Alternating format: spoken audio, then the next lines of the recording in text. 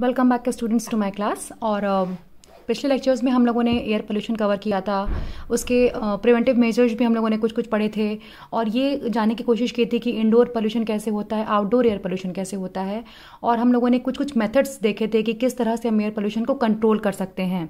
तो हम दो प्रकार से कर सकते थे कि हम या तो पर्टिकुलेट मैटर को कंट्रोल करें और गैसेस मैटर को करें। तो पर्टिकुलेट मैटर में हम लोगों ने ग्रेविटेशनल सेटलिंग चैम्बर पढ़ा था, इलेक्ट्रोस्टैटिक प्रेसिपिटेटर पढ़ा था, साइक्लोन सेपरेटर पढ़ा था एंड ऑल। तो एक जो हमारा रह गया था वो पार्टिकुलेट को कवर करने में, वो था वेट स्क्रबर।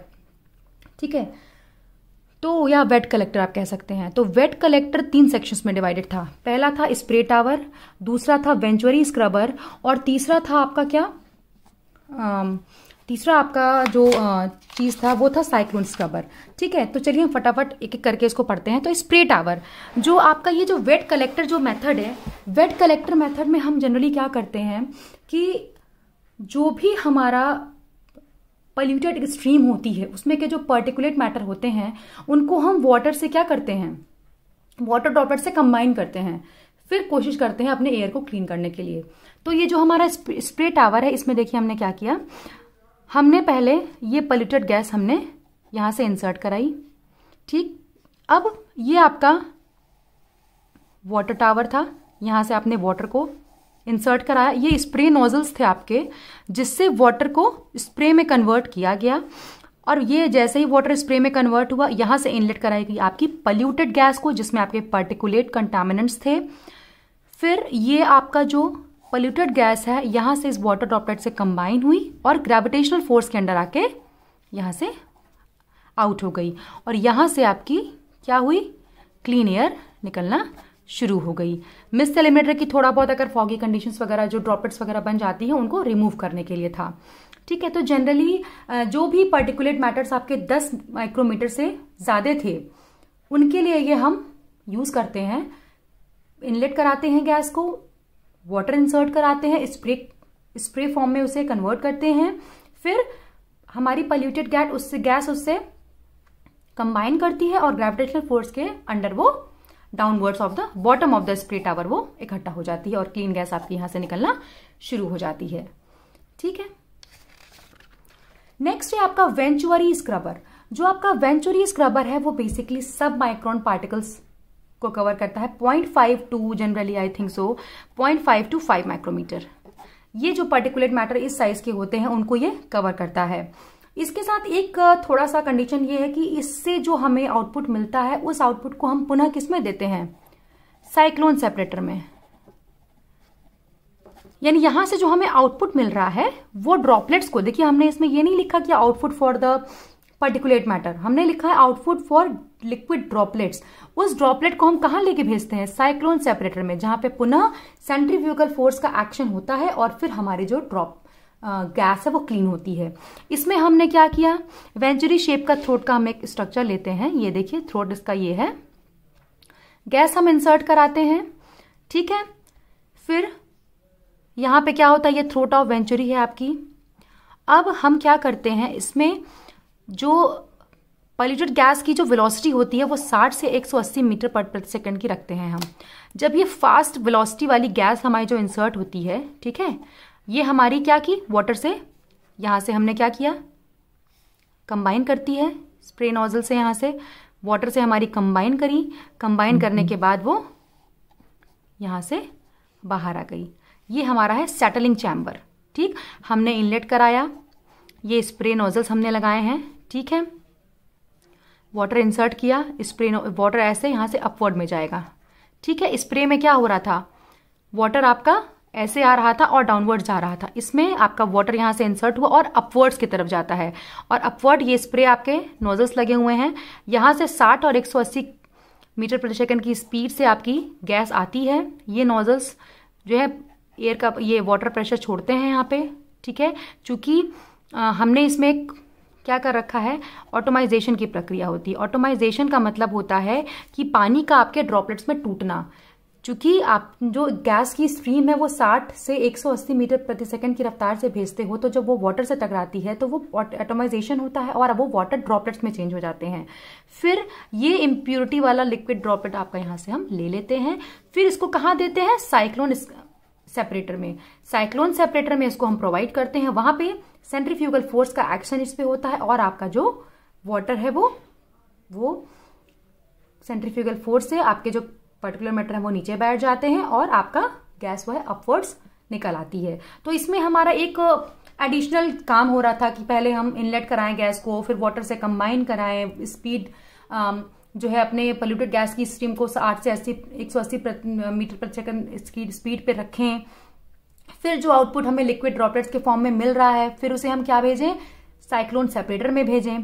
तो थोड़ा बहुत लेंदी प्रोसेस था, बट ये प्रोसेस थोड़ा सा इफेक्टिव था क्योंकि 0.5 to 5 माइक्रोमीटर तक के पर्टिकुलर मैटर को ये बाहर कर रहा था।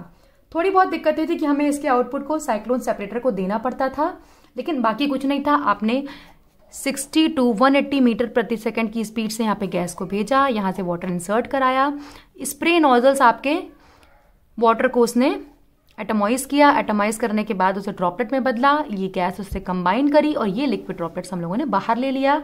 यहाँ से उसको दिया साइक्लोन सेपरेटर में, वहां पे सेंट्रीफ्यूगल फोर्स उस पर एक्ट करती है और आपको क्लीन गैस मिल जाती है। चलिए इसी क्रम में आगे बढ़ते हैं और जो आपका लास्ट जो हमें पढ़ना है वेट स्क्रबर। वेट स्क्रबर में 3 चीजें हैं, स्प्रे टावर, वेंचुरी स्क्रबर और साइक्लोन स्क्रबर। वेट से मतलब ये है कि आप अपनी गैस को वाटर ड्रॉपलेट से कंबाइन करवाते हो ताकि वो लिक्विफाइड हो जाए, या तो फिर ग्रेविटेशनल फोर्स के इफेक्ट में या तो सेंट्रीफ्यूगल फोर्स के इफेक्ट में वो डाउनवर्ड्स आ जाए। अब देखिए वेंचुरी स्क्रबर हम लोगों ने कंप्लीट किया, तो वेंचुरी स्क्रबर में हम क्या कर रहे थे, अपने आउटपुट जो हमें मिल रहा था उसको हम कहाँ दे रहे थे, साइक्लोन सेपरेटर में दे रहे थे। तो अब हमने वो क्या किया, उसे एक फंक्शन में जोड़ दिया।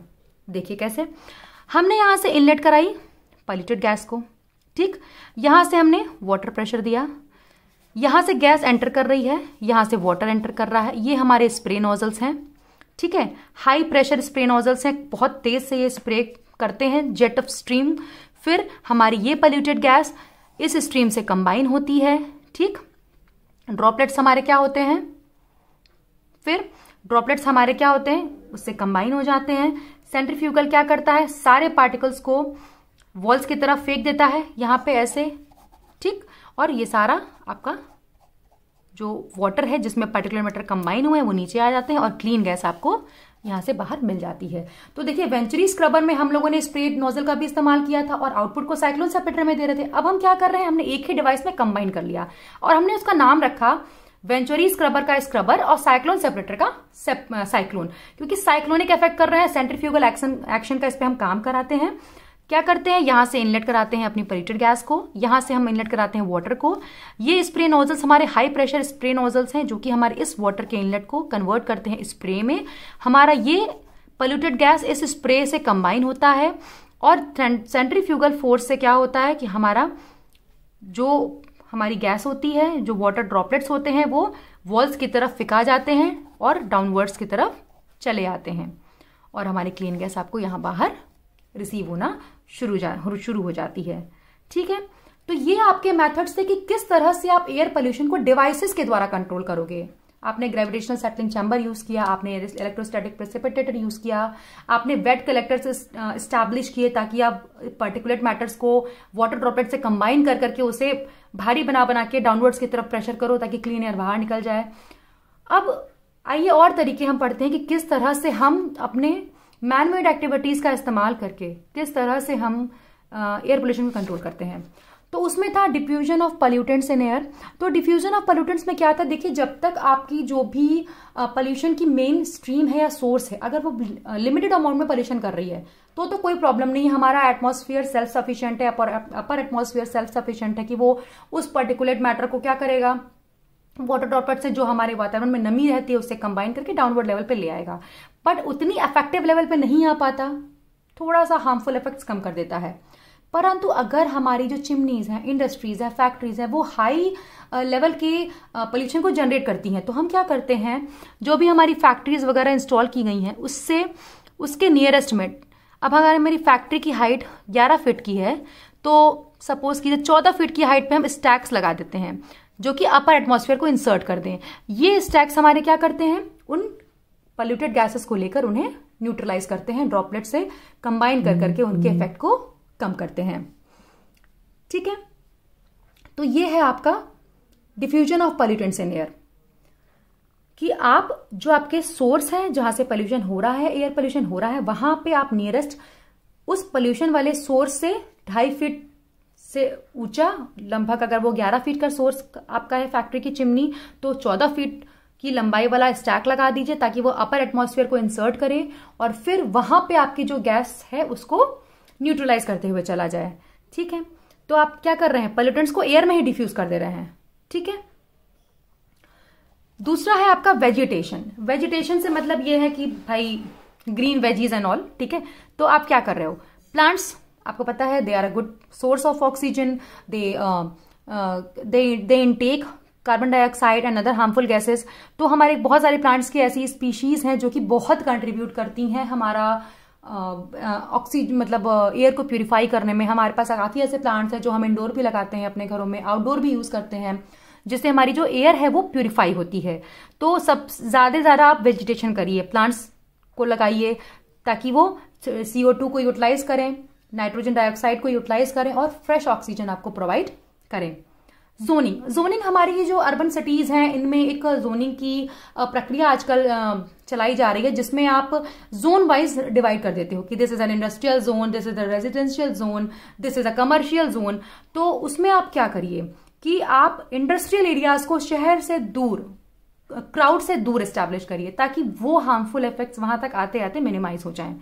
तो आप जोनिंग कर सकते हैं कि जोन डिवाइड कर दिए, this is industrial zone, this is the gaming zone. जैसे आप कभी भी मॉल में जाते हो तो this is a fun zone, तो उसी प्रकार से आप अपने पूरे एरिया को डिवाइड करिए। This is the residential zone, तो यहाँ पे आपको इंडस्ट्रीज अलाउड नहीं है, पेट्रोल पंप्स नहीं अलाउड है। इंडस्ट्रियल जोन को शहर से दूर कर दिया जाए ताकि जो भी आपके हार्मफुल इफेक्ट्स हैं वो आपके plants, vegetation, animals and human पे ना आ पाए। तो आई होप सो स्टूडेंट्स आपको आज का ये लेक्चर समझ में आया होगा और आप इसको स्टडी करिए। जो भी क्वेरीज हो आप डेफिनेटली मुझे पोस्ट करिए। तब तक के लिए थैंक यू, मिलते हैं फिर नेक्स्ट लेक्चर में।